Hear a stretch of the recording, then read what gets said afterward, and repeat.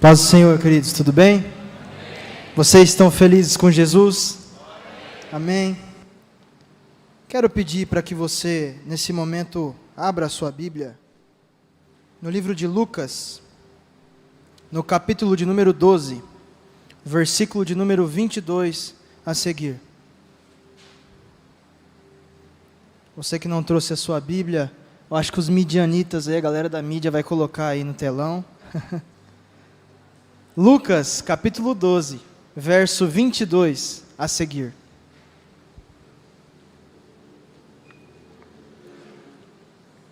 Quero aqui desde já agradecer a Deus por essa oportunidade. Hoje se cumpre mais uma promessa de Deus na minha vida.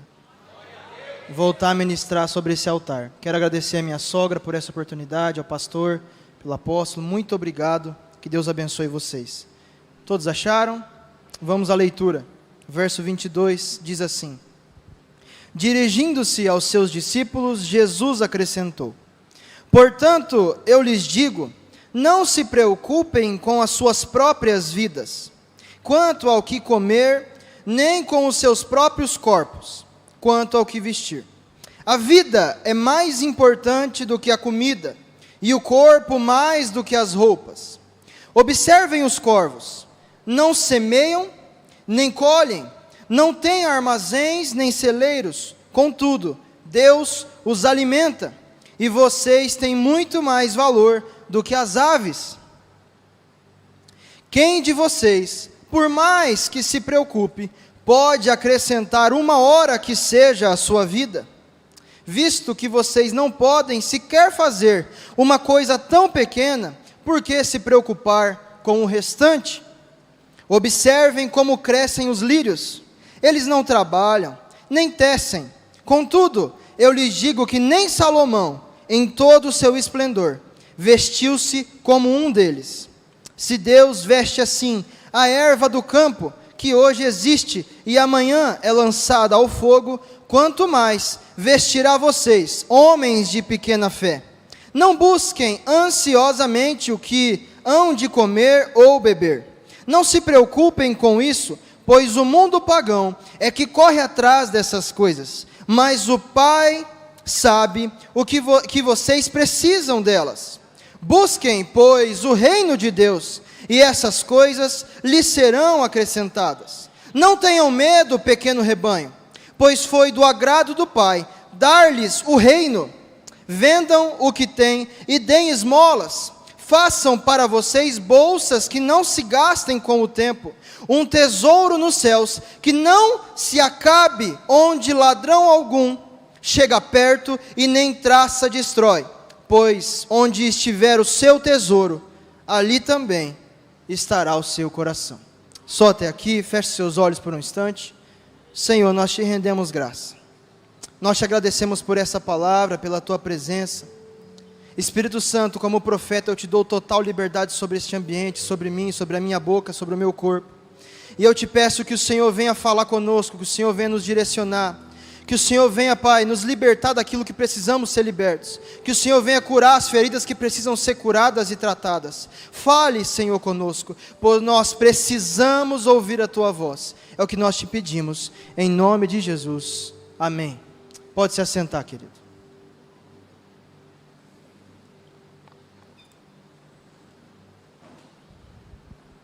Jesus está agora, no capítulo 12, o verso 22 que lemos, conversando com alguns dos seus discípulos, e ele começa a dar alguns conselhos para eles. Esses conselhos estão sendo dados pelo próprio Deus.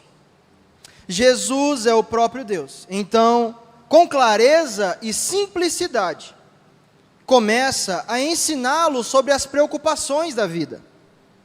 No texto anterior, Jesus contou a parábola do rico insensato.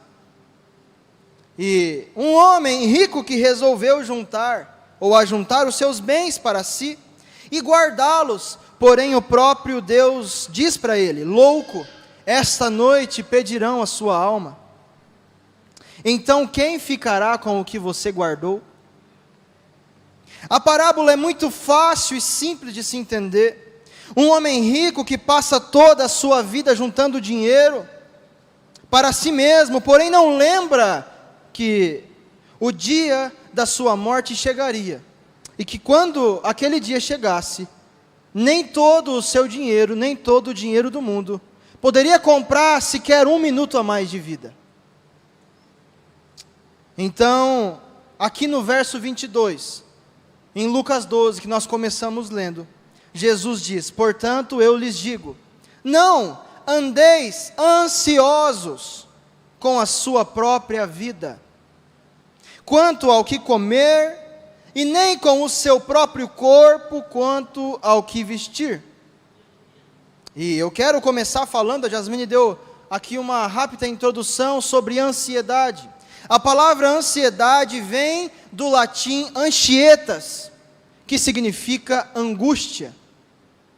Quando nós falamos em ansiedade, a primeira coisa que nós precisamos entender é quando a ansiedade se torna um pecado. A ansiedade não é pecado, é doença. Nós precisamos entender algo nessa noite.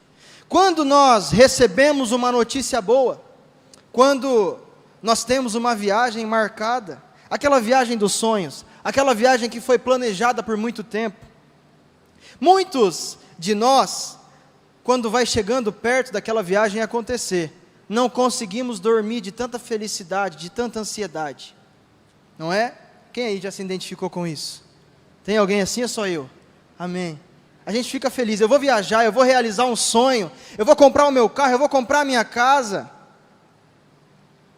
Ou então, quem sabe, uma mãe que está grávida e no 9º mês de vida, ela não vê a hora de dar à luz. Quem aí passou por isso? Cadê as mulheres? As mulheres virtuosas que deram luzes. Amém.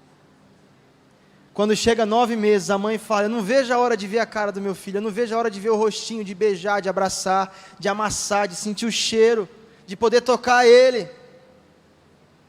Essa é uma ansiedade saudável, se assim podemos chamar.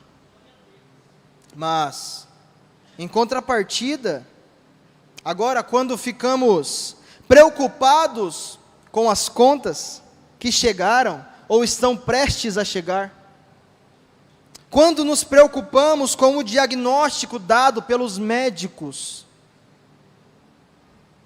quando nos preocupamos com o mês que ainda nem chegou, vai identificando aí, meu irmão.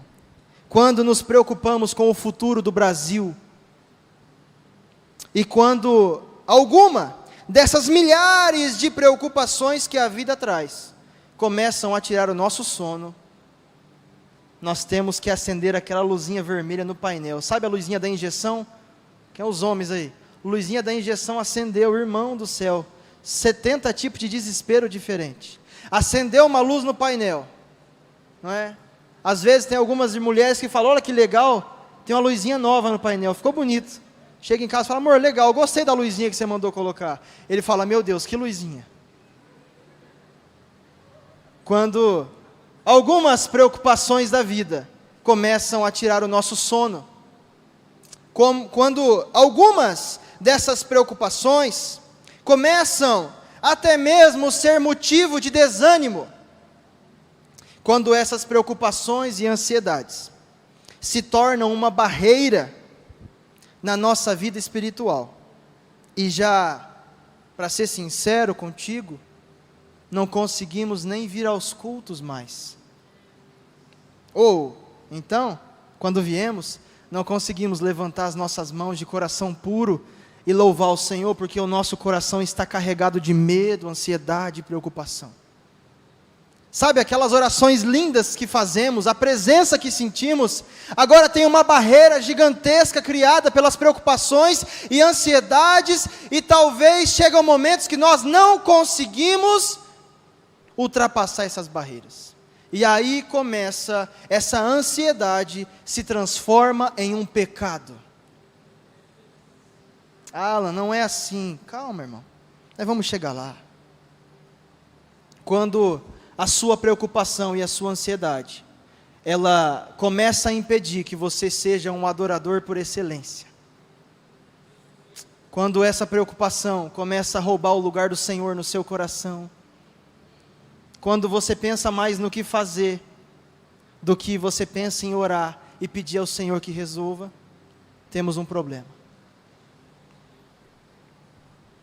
Quando essas preocupações começam a abalar até mesmo a nossa fé, quando, sabe, as promessas que o Senhor derramou sobre a sua vida, você se lembra de alguma? Amém? Você se lembra? Tem alguém aqui que tem promessa? Amém. Achei que eu estava sozinho, só eu tinha promessa. Querido, sabe, quando as preocupações começam a colocar um ponto de interrogação nessas promessas e você começa a pensar, talvez o cara estava falando na carne, aquela irmã nem queria dizer aquilo, talvez nem foi mesmo Deus que falou comigo. Eu já estou velho demais para isso. Já está com mais de 100 anos, irmão? Não? Então dá tempo do Senhor te dar o Isaac. Quando essas preocupações começam a te afastar do lugar que não é para você sair, do lugar de posicionamento, quando essas preocupações te empurram para fora da presença de Deus, para fora do lugar de dependência, então nesse dia você tem que perceber e entender que tem um pecado minando o teu coração.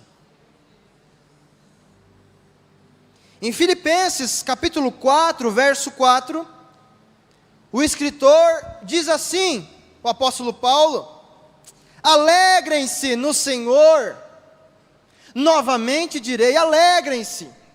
Só que o interessante, o que marca isso é que quando ele escreve alegrem-se no Senhor, se parasse na primeira vez, alegrem-se no Senhor, estaria tudo certo, seria uma recomendação, um conselho.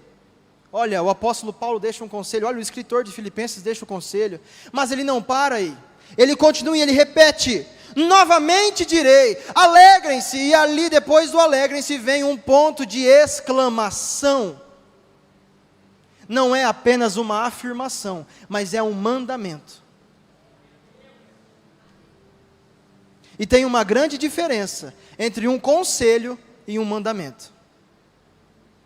Então aqui em Filipenses nós entendemos que o apóstolo Paulo aqui no verso 4 está nos dando um mandamento e não somente um conselho.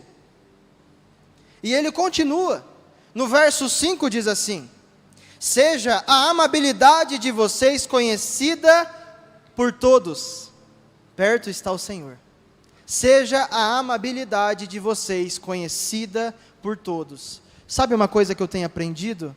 Uma pessoa entregue à ansiedade e às preocupações da vida, uma pessoa que está com a sua fé abalada, a primeira coisa que acontece é que ela não tem mais o sentimento de empatia, porque eu estou machucado, eu estou necessitado de um milagre, eu estou precisando de algo. Então, como é que eu vou trazer uma palavra para o culto da família, sendo que eu estou quase me divorciando? E quando nós fazemos isso, nós queremos dizer para Deus que Ele precisa das nossas circunstâncias para ser Deus, quando o Senhor nunca precisou de circunstância nenhuma para fazer nada. O Senhor não precisa da sua circunstância. E se você quer saber uma particularidade do nosso Deus, quando as coisas ficam impossíveis, Ele se alegra. Porque quando as coisas ficam impossíveis, Ele começa a agir. Quando as coisas ficam impossíveis, Ele te faz um convite. Vem. Vem sobre as águas, vem. Ele quer te fazer um convite para você entender que caminhar com Ele, quando tudo está bem, é fácil, irmão. É lindo caminhar com Deus quando a conta bancária está sobrando dinheiro. É lindo caminhar com Deus e pregar nesse altar quando a tua vida está bem, quando os teus filhos estão na igreja, quando está tudo correndo bem, quando a tua saúde não está abalada, mas quando as ondas começam a ficar grandes, quando o navio, o barco começa a encher de água, e você ora e parece que tem um céu de vidro e não passa a oração, você não recebe a sua resposta, aí o Senhor está te convidando, vem comigo que agora eu vou te mostrar como as coisas funcionam. E a igreja do Senhor só vai conhecer o Deus que serve quando começar a andar por fé e não por vista. E talvez você fale, Alan, mas é que você não conhece a minha situação. Eu nem te contei a minha história, querido. Eu não preciso saber da tua história. Sabe por quê? A Bíblia está repleta de histórias lindas, de superação. Agora, se você me falar que a sua história, que você está sofrendo mais do que Jó, nós precisamos catalogar isso, não é? Você concorda comigo? Quantos já conheceram a história de Jó? Se você estiver sofrendo mais do que Jó, me procure no final do culto. Eu quero te convidar para fazer um documentário da sua vida. Porque, irmão, não que seja impossível, mas é muito difícil uma pessoa sofrer mais que aquele homem. E se você estiver sofrendo mais do que aquele homem, eu espero que você permaneça firme, assim como ele permaneceu. E depois do verso 5 vem o verso 6. O escritor continua: não andem ansiosos por coisa alguma, mas em tudo, pelas orações e súplicas, e com ação de graça, apresentem seus pedidos a Deus. Então aqui o escritor de Filipenses está repetindo o que Jesus tinha falado aos seus discípulos. Não andem ansiosos com coisa alguma. E para falar a verdade para você, irmão, nós somos a geração mais imediatista da história desse planeta. Ah, isso é mentira. Você quer comer uma comida, você abre o aplicativo, você clica, a comida chega. Você não está gostando do que está passando, você muda o canal. Você quer pausar o vídeo para ir no banheiro, você pausa. Você quer mudar o filme, você muda. Você quer fazer o que você quiser, você faz. Você quer falar com alguém do outro lado do mundo, você liga. Você liga por vídeo, você vê a pessoa, você conversa com a pessoa. Agora o homem que está escrevendo isso, ele é Paulo, ele está preso, ele está escrevendo, está mandando uma carta que vai demorar para chegar. E ele fala, não andem ansiosos.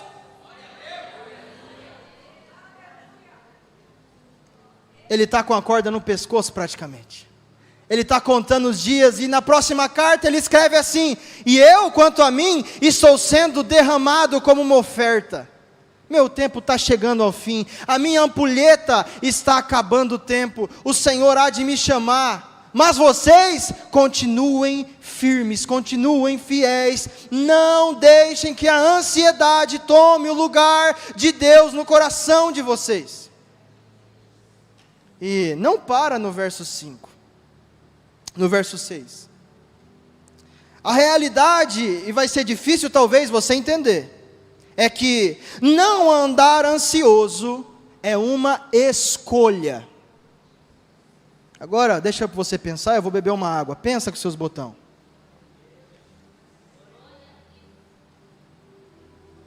Eu vou te contar uma história para você entender por quê. Tinha um jovem, e esse jovem sempre brincava: ser crente é chato, você não pode nada. Eu falava, o crente que pode tudo. Não, o crente não pode beber, não pode fumar.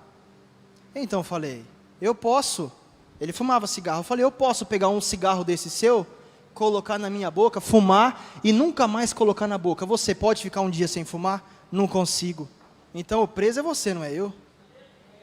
Então, quando o sangue de Cristo naquela cruz é vertido sobre mim, sobre você, e nós somos livres do pecado, nós somos libertos das amarras de Satanás, Jesus nos dá um novo caminho, Ele nos dá uma escolha. Ei, você quer andar ansioso? Você quer andar por aí? Você quer andar sozinho? Você quer andar por vista? Ou você que está disposto a viver por fé? Então, se Jesus escreve, não andeis ansiosos por coisa alguma, você concorda comigo que é porque tem como não andar ansioso? Jesus não iria falar algo impossível para nós, não ia pedir algo impossível. Sabe por quê? Porque podemos escolher em não andar ansiosos, se confiamos no Senhor e entregamos a Ele o controle de tudo. Mas quando eu falo para você que o que é entregar o controle, às vezes você não entende o que é entregar o controle, porque entregar o controle não é orar e pedir ajuda. Isso não é entregar o controle, isso é pedir ajuda. Entregar o controle é como você estivesse dando para Ele o controle de tudo e você não pode mais nada, assim ó.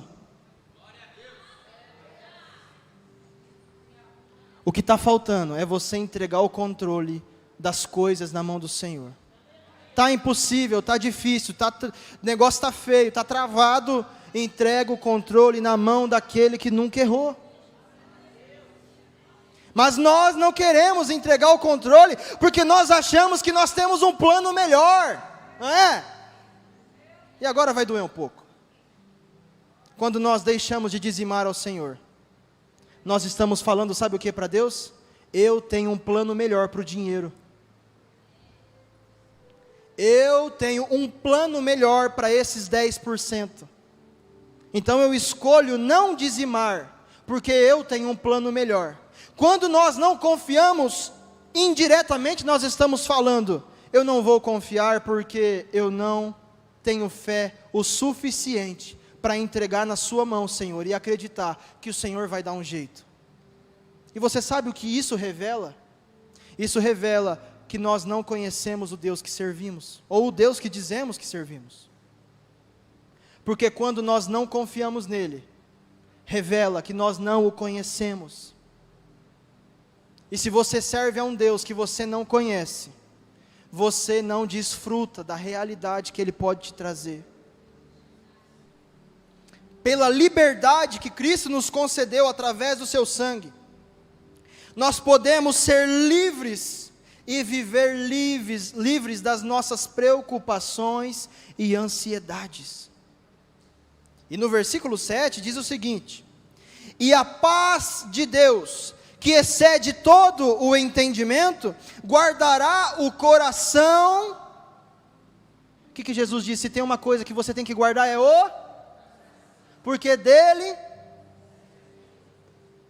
E aqui no verso 7 Paulo diz o seguinte: e a paz de Deus, que excede todo entendimento, guardará o coração e a mente de vocês em Cristo Jesus.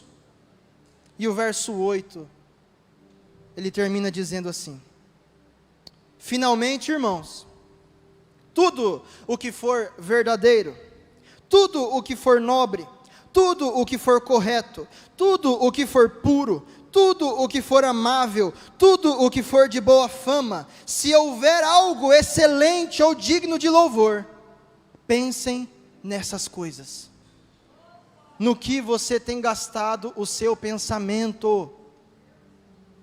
No que você tem pensado, se não nas promessas do Senhor? Porque descansar no Senhor é entregar e falar: eu confio, é amanhã, eu ainda não tenho, vence amanhã, mas eu confio. O médico falou que é 1 mês, mas eu confio. Todo mundo falou que não vai dar certo, o advogado falou que não tem jeito, mas eu confio, porque eu entreguei nas mãos daquele que pode todas as coisas.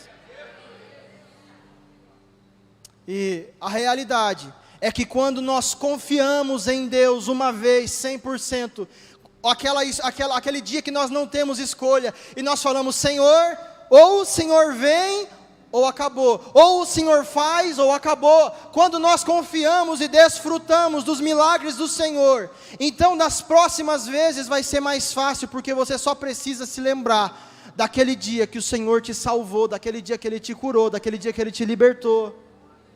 Será que não há ninguém aqui que possa se lembrar do que o Senhor já fez na sua vida, na sua casa? Tem alguém aqui que já viveu milagres da parte do Senhor? E por que você deixa as preocupações dizerem para você que dessa vez vai ser diferente, se todas as vezes Deus esteve com você, te livrando, te guardando, te protegendo, e agora você deixa o diabo dizer para você que dessa vez vai dar errado?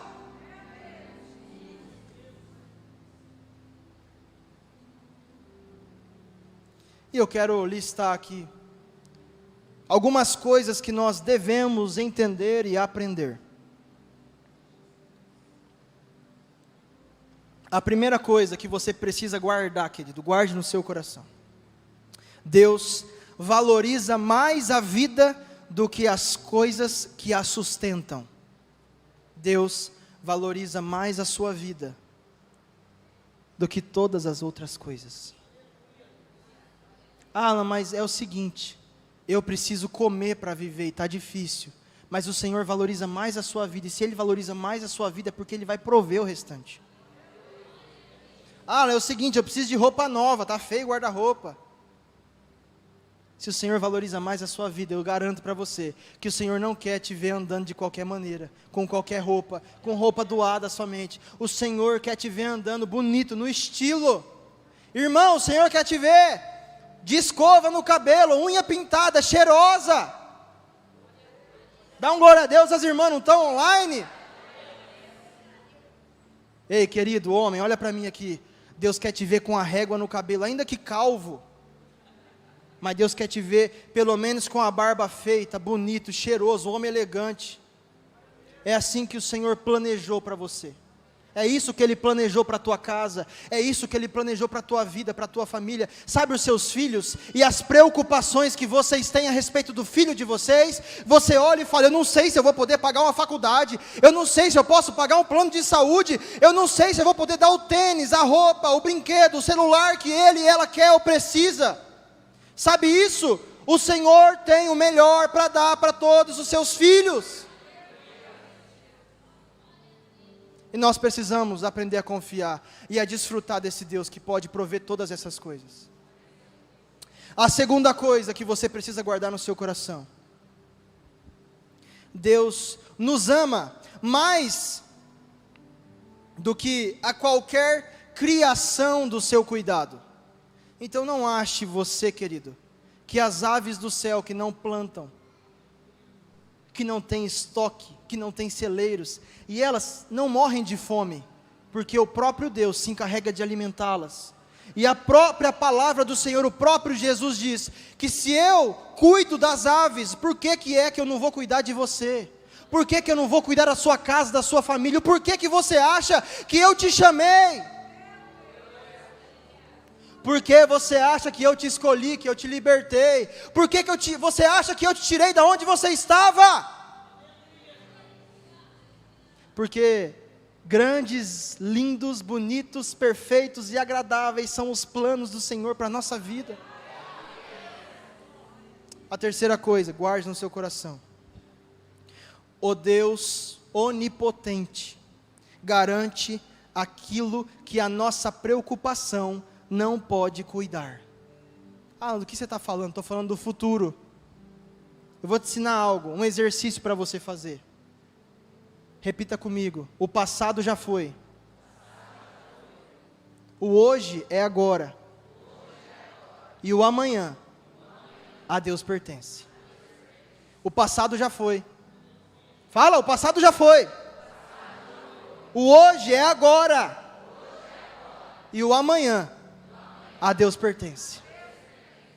O amanhã não pertence a você, não pertence aos seus planos, não pertence às suas métricas, não pertence a nada disso. O amanhã, sabe o amanhã então? Deus já está lá, Ele já tem algo preparado. E rapidamente, eu quero contar algo. Eu e a Jasmine estava com um casamento marcado, e todo mundo falava, vai chover, porque a gente casou num local totalmente ao ar livre. Vai chover, vai chover, vai chover, vai chover. E eu bravo, falei para ela, não vai chover. Porque o Deus que eu sirvo vai segurar essa chuva. E o povo, não, aluga não sei o que, aluga tenda, aluga não sei o que, não vai alugar nada, não vai chover. E aí o meu pai, filho, mas você tem certeza que esse casamento, rapaz, na chuva não vai. Falei, pai, o Deus que eu sirvo e conheço, Ele não vai deixar chover.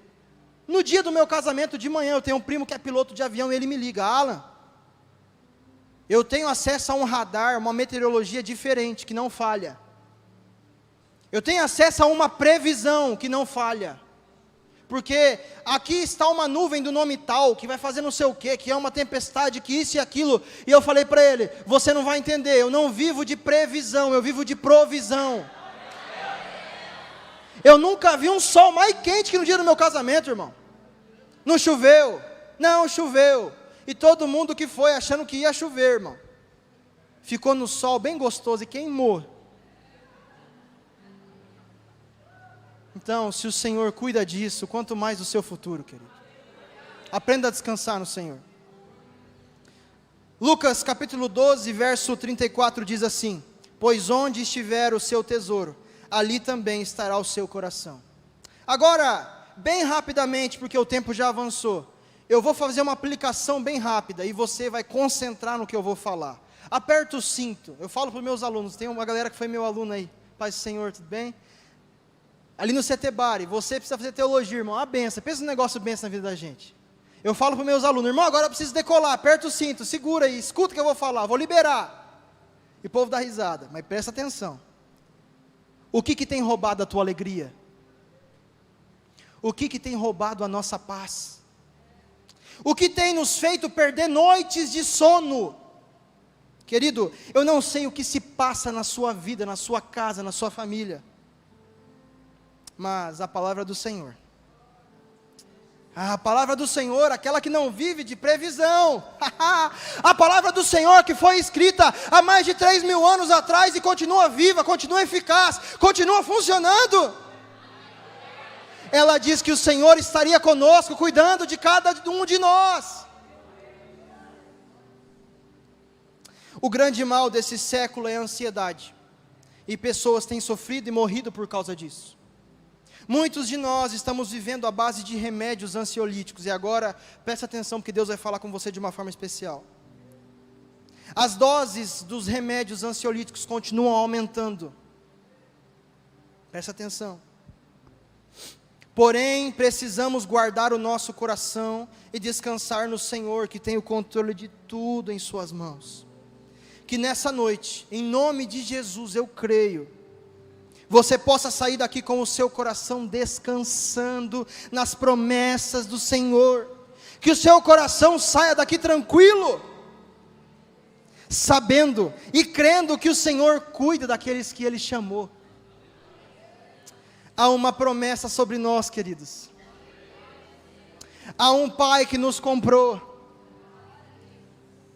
nos limpou e nos salvou, e Ele continua cuidando de nós. Então que possamos hoje entregar os nossos caminhos, as nossas ansiedades e as nossas preocupações nas mãos dEle.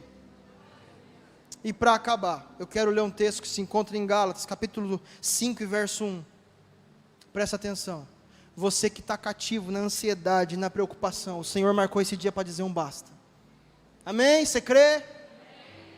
Foi para a liberdade que Cristo nos libertou. Portanto, permaneçam firmes e não se deixem submeter novamente a um jugo de escravidão.